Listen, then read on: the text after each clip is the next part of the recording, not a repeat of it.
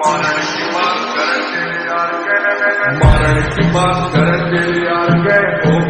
बात है छोड़ा राव साहब के, मजाक थोड़ी है रह जोर सा बीमार बेटा हाथ लावेगा, सारा पछताएगा ना सुन पावेगा, सुन कान बोल गए ओ गुलामी ना होवे देख किसे साड़े की सुन तेरे यार राव साहब के, ओ तेरे शहर में है तो वजह राव साहब